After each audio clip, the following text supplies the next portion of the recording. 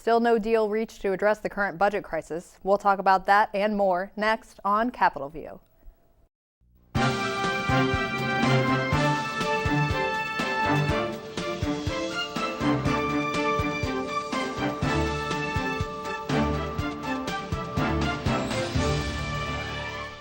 Good evening, and thank you for tuning in to this week's edition of Capitol View, the show where we talk about Illinois government and politics.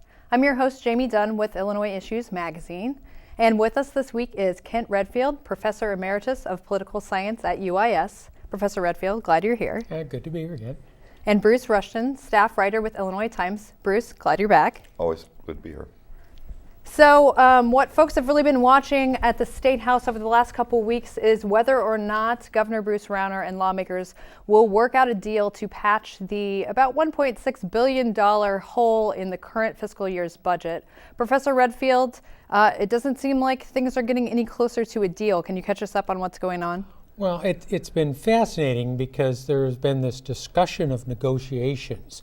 And in the past, you got the four leaders and the governor, or maybe just the Democrats and the governor, in a room, and they talk specifics, and they got memos of agreement. And now we're hearing that, all of this discussion that's been going on has basically been more at the staff level, and we really haven't engaged the leaders in terms of the specifics. And I'm not sure the governor obviously has never engaged in this before, but it's pretty clear that the Democratic leaders and their caucuses expect to talk very specifically. It's not just going to be an agreement that worked out at the staff level that the legislature ratifies. And so it looks like we're a lot farther away than certainly the governor was talking about. And when you get to the specifics, are you going to do this with revenue, which would be fund sweeps? Are you going to just have $1.6 million in cuts? And part of this is what's going to happen with the 2016 budget. And if you give up some serious cuts in 2015, does that make it easier to get at the local government distributive fund when you get to the 2016 budget? So it's an interesting game of chicken that really hasn't been apparently engaged face to face involving the leaders yet, which I thought was quite surprising. I think chicken is a really good way of describing it. I wonder if this is engineered chaos to a degree. That what's the word on the street is always, or the speculation has been, what's the governor's end game here? He seems to be engaging in a pattern of baiting, for lack of a better word. I mean, he hasn't even stopped at state lines. He's been baiting New Jersey lately, and so the question is, what is he trying to accomplish here by this? And I've heard nobody really knows, I think, and I've heard everything, including he's trying to force a strike by state employees in the end game to get who knows what. But he's clearly the wild card in this, and I don't know that either either Madigan or Cullerton expected this, and who knows what's going to happen.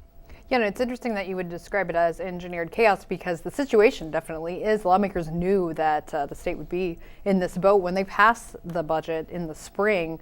But Professor, it seems like a lot of lawmakers are really frustrated with the situation, even though they knew that this was going to happen. The Senate Democrats seem to be growing a little restless. What do they have going on over there? They're kind of jumping into the mix. Well, they have put in a piece of legislation that would essentially take money out of special funds, pool it, allow the governor to allocate it, and where in the budget that the current language talks about paying back what we used to call fund sweeps, and now it's inter-fund borrowing was the phrase that we used in the last budget. But the Democrats, or the Senate Democrats, perfectly willing to provide this authority to take this money out of these funds and spend they've been kind of putting on the table every year to try to avoid cuts, right? Right, and if the governor is saying no, it's all cuts, it can't be revenue, then there really isn't any middle ground there. And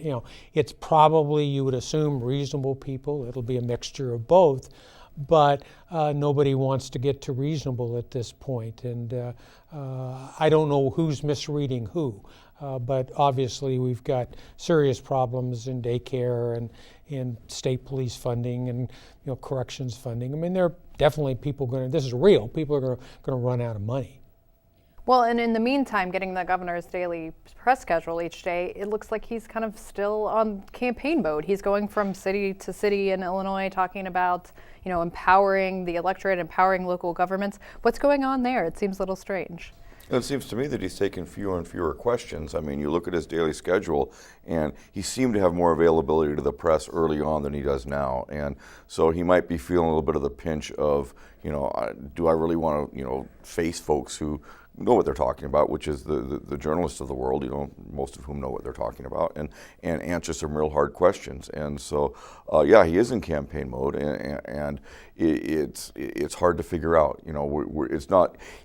I have a hard time believing that, for example, the court reporter system is supposed to run out of money here, and are the courts going to grind to a halt? That can't possibly be the case, as much as some people might wish. But you need court reporters, you need correctional, and you need correctional officers, not prison guards. But you need these people, or you cannot function really as any kind of a society or a government. And so it's very strange to watch this kind of high wire act, and the governor doesn't, I have plenty of time to run around to whichever it is photo op that I need to attend, while staff is doing whatever staff is doing. Yeah, but again, that's the way we normally do this. Is really it's face-to-face agreements involving the principals, and all the way back to when it was Jim Thompson, it was Big Jim and the Four Tops in terms of the leaders. And so there's a long tradition. And and with Blagojevich, you had to have signed memos coming out of the leaders, because on a trust, right? nobody trusted each other. And so this kind of disengaged and not getting in the specifics. I mean, you read a story, the governor is talking about empowerment zones and right to with the right to work angle and workers' comp and the evils of public employee collective bargaining, and and that's on the front page of the Tribune. You go down, read the body in the story. He's talking to 40 people at a Rotary somewhere out in the suburbs. I mean, that's a strange use of the governor's time, unless you're assuming that you can build some kind of public pressure that will allow you to roll the legislature, and I suspect that's probably, if that's the end game, then I think that's probably a miscalculation. Well, and the other piece of this is the negotiations over next fiscal year budget. These two topics have to be linked in a lot of ways. Governor Rauner's proposed budget has kind of been dissected and written about quite a bit over the last couple of weeks, what the cuts would do, who they would impact. There's been a lot of hue and cry over a lot of the things that he's proposed. Is he making the case for his budget? Is he out there selling it to the public? He can't sell this budget. I mean, the thing that was missing from his budget address was once upon a time when he began it. I mean, it's completely fairy tale, because he's got a $2 billion hole in that, which is the pension, and he admits that. And what he says is that I need the help of the legislature, I need the unions to come along in that. He's just not going to get it. They've got this big boogeyman called the Constitution that is going to prevent that. And so, this budget is pie in the sky. It's completely unrealistic. And that's what's perhaps most disappointing to folks that were expecting that he was going to present something that might, have some semblance of reality. But without, revenue, he doesn't have any revenue here to fund this, and he's counting on somehow somebody with a magic wand coming in and saying, oh, you don't have to pay these pensions to make this budget balance out, and that's just not going to happen. And so it's in my view pretty incredibly irresponsible of the governor to have done that, and it's not partisan in any way, shape, or form. It's just reality. And so there's a drumbeat of stories that focus on particular cuts, and we're going to take money from that comes from ratepayers that's supposed to go to low-income heating, and we're going to put that in the general fund, and we're not going to fund cancer screening, but we're going to keep money in a fund for motorcycle education and training. And so the optics of this, even though there's a context, and you can make a case that maybe we should be doing less of this or we should shift it over somewhere else, when all you get is an email from the governor's office that says, that has a rationale for it. That doesn't stack up very well against the human interest stories of when they're focusing on the people that are getting hurt or the people that have been helped. And so, I haven't seen any polling, so nobody knows who's winning the PR war. But I think a tug at the heartstring story about cutting money for screening cancer probably trumps whatever headline you get out of talking to the Rotary about the need to make Illinois more competitive, so it does seem, again, we're not engaged in, whether or not it's the hope is that we'll build some kind of support, public support combined with the Republican caucuses will get you from 20 to 30 in the House, or 20 to 36 when we get past the 1st of June. And in the Senate and the House, you've got to have 47, you've got to have 13 votes to get to 60. You get past the end of May, and all of a sudden to pass a budget that's effective immediately, you need 24 Democrats to go with your 37 or your 47 Republicans. So all the Republicans will be willing to vote for whatever. So, the idea that you're somehow going to put something together that allows you to roll the Speaker and roll the Senate President just doesn't seem, I really doesn't seem possible. Can they do a stopgap thing, though? Where, July 1st comes around, is it, no, wait, we're going to put this off in a way that they didn't put off the budget address? Yeah, they can fund the budget for however many months they want. But if the end game is that we need a couple of months without a state budget, that we need a strike or a lockout, that we need, again, you were talking about chaos, are you willing to kind of blow everything up and then see where what survives? That's a terrible way to make public policy. And if you do that, you better make sure you win. And so it's going to be a long, interesting spring. And summer. And summer. Yeah, that's what, the Speaker is already talking about that we're going into overtime, and in the sense that you need a 3/5 vote to pass a budget bill to make it effective immediately. And again, there is a time where you want the supermajorities and you could talk about overriding the governor, but the math probably works more against the governor when you get past the first of the end of May, because then you've got to put together supermajorities, and you've got to, I don't see how you do that without getting serious compromise and a mixture of revenue and budget cuts. Yeah, and it's early, but there is kind of a weird vibe at the State House right now that feels like a collective holding of breath. There isn't a lot going on. There seems to be tension. What breaks through that tension? What's going to get things rolling as far as a budget process in earnest? The committee meetings that are going on right now, we're just kind of nibbling at the edges. There's lesser agencies. And when might we see some concrete things coming forward? Well, I think we're going to have, we're going to have a game of chicken on the 2015. And at some point, they're going to pass, if we don't get an agreement, the legislature will put something on the governor's desk which he can use or not use. And then if we don't fund child care, we'll decide who gets the blame. So I think the idea that, the game of chicken is probably, once you start to roll those things out, I don't know, walking some of it back might be difficult. If we're going to blow up the world over $1.6 million, Billion. or 1.6 billion to get to the end of the fiscal year, then where does that leave you for the $50 billion or whatever that we've got to deal with in terms of the next budget. It's almost like it's a dress rehearsal for what's to come. Yeah. And you might get some things out there just to kind of, put something the governor wants out there. And, I don't think that's going to happen, but certainly when Blagojevich had the gross receipts tax that he sprung on everybody, and the House just had a committee of the whole and put it out there, and it lost, got 112 no votes or something like that. But again, that was at the end of a total breakdown, and I think it's way too early. I think, I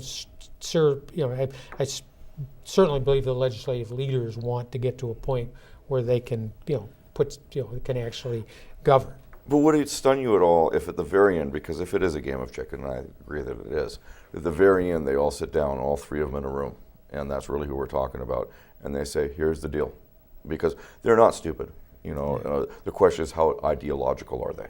And more so than anything, it's how ideological is the governor. And right now, he is posturing himself as extremely ideological. And can he pull back from that? We'll see. Yeah, that seems to be the big question mark that everyone has right now. Of course, not all the state news this week was budget related. There was a bit of a distraction in a report that came out about hiring that was going on at IDOT under former Governor Pat Quinn. You might recall he got in a little hot water about this. It became a campaign issue. Can one of you catch us up just on kind of what's going on there, why this report happened in the first place?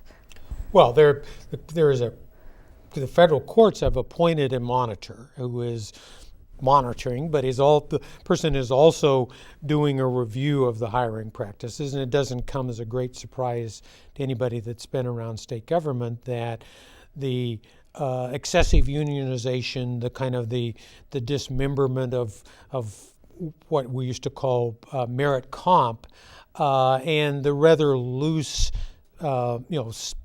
civil service employment rules that we've had in Illinois because of our long patronage experience. There's a lot of wiggle room in terms of how you can go about getting people on the state payroll, and certainly there were some things under Governor Quinn, former Governor Quinn, but certainly under former Governor Blagojevich, there was some wholesale kinds of moving people in, and taking that apart is difficult. The monitor wanted to talk about freezing everything, and even though Governor Rauner was strongly in favor of all of this, the reaction from the governor's office was, "Whoa, we need to kind of work this through, and there are important, we need to put people in place, and we can't just stop hiring people while we sort all of this out." But no real surprises with this report, Bruce, right? Political hiring is happening at IDOT. No, I'm shocked to find the patronage is going on in the state of Illinois. That's come on. The thing is you're not going to stop this overnight. When did Rutan come out? How long ago was that? 80. Early Edgar administration. Yeah, so. yeah. And we've still got that. It's a tradition. It's a custom. It's disgusting. But you don't just flick a switch and make it stop. And so, my view of this is that this monitor's report is just, for lack of a better word, it's confirmation of what we all knew was already going on. And it's just another step in the path of trying to make it stop. Is it better than it used to be? I hope so. We'll see. I keep saying we'll see because we just don't know on so many different levels. But no, there's nothing surprising in this report. And so, do you freeze it? Look, if you try to go back, these folks have union representation now, and it's a whole bunch more litigation. And so, you have to stop and say, are we better off trying to just say, okay, let's move on and try not to make this happen in the future, or do you try to undo what's already been done? And there's a good argument to saying, okay, we're just not going to do this anymore, and whoever got in is in, and we just have to take our lumps. But the patronage side of it and the abuses in hiring are, that's an important issue, and for in terms of both legally and ethically, and you want to get good people in, and you want things done on the basis of merit. But you do have this problem within state government in general, where we have 95% of some agencies are completely in collective bargaining. what used to be the supervisory group that weren't political. Some of them were, some of them weren't, funded through a merit comp system. Blagojevich stopped funding that altogether.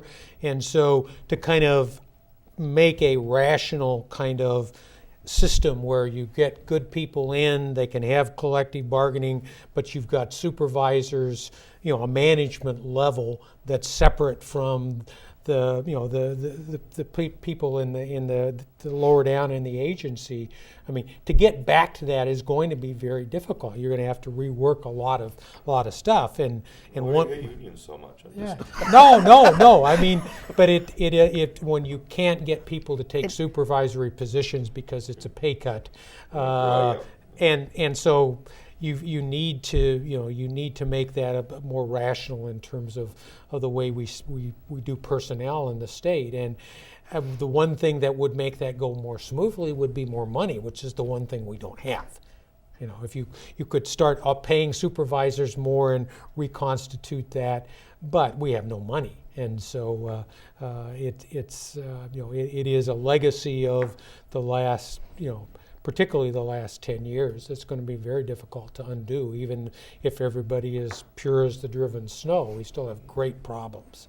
Well, and the thought was that future reports may, name some names of folks who put pressure on the agency to either promote or hire. Is this going to be an issue for Democrats now that Bruce Rauner has injected some money into the Republican Party? I mean, are we going to see that become a campaign issue maybe for some House and Senate members in the future? I mean, to get to the what's the next election is about all of the House and 2/3 of the Senate. And so to inject, you can talk about people being, part of the bad old Blagojevich, Quinn, and the bad apples or the misdeeds. But, if we spend, the next 18 months dealing with an incredible budget crisis and just tearing state government apart, then I don't know how you make that, you suddenly say, well, but the more important thing is what happened under, back when when Quinn and Blagojevich were running state government. Yeah, but on the other hand, in terms of the upcoming election,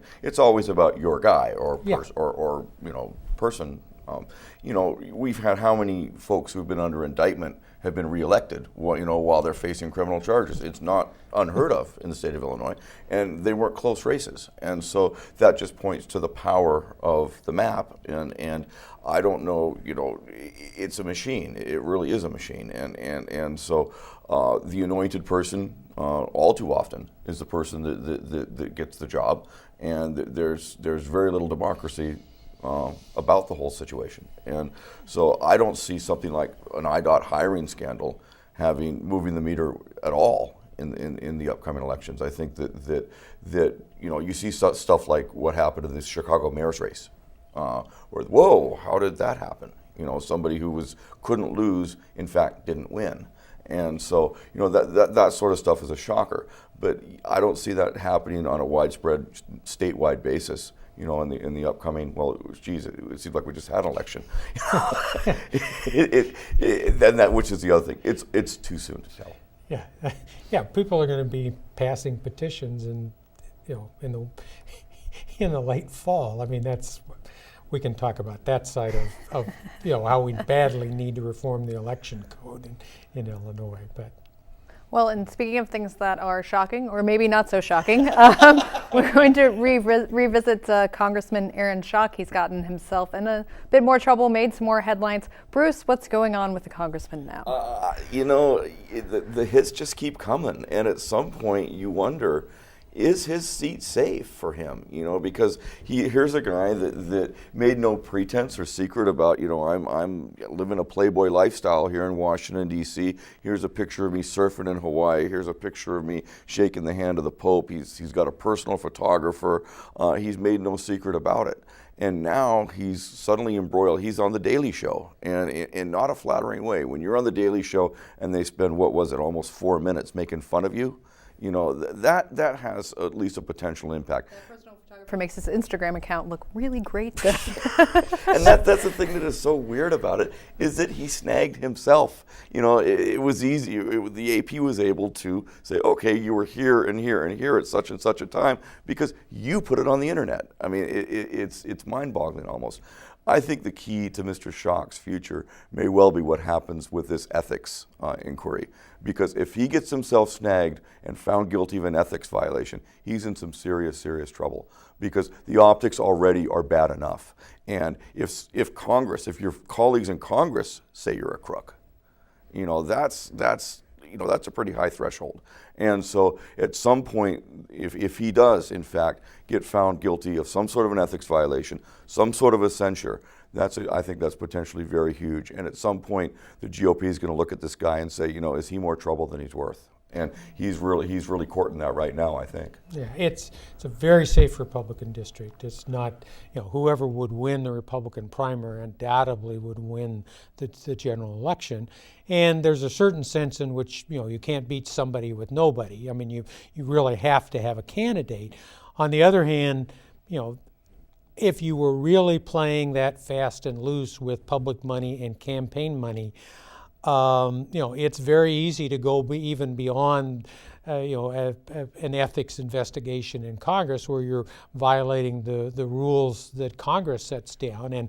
And when former Congressman Jesse Jackson suddenly, we got to the point where you were talking about essentially income tax evasion, because you were taking campaign money or public money and converting it to personal use, then it's very hard to run for federal office if you're under indictment or serving a term in a federal prison. And so I don't know that we're going to get there, but it certainly suggests that this is not the person that the House Republicans want to have on the talk shows as being kind of the leading the way on how we're going to deal with Obamacare or immigration or whatever the issue happens to be, because people are going to want to ask him some questions about his office and his decorator and all of that. We do have to. I'm sorry, Bruce. We do have. You're exactly right. I mean, the gap between Jesse Jackson Jr. and Aaron Schock is it's getting narrower and narrower as time is passing here. And we are going to have to leave it with that thought. Okay. I'm sorry to cut you off. I'd like to thank my guests, Kent Redfield and Bruce Rushton. I'm your host, Jamey Dunn with Illinois Issues, and we'll see you next week on Capitol View.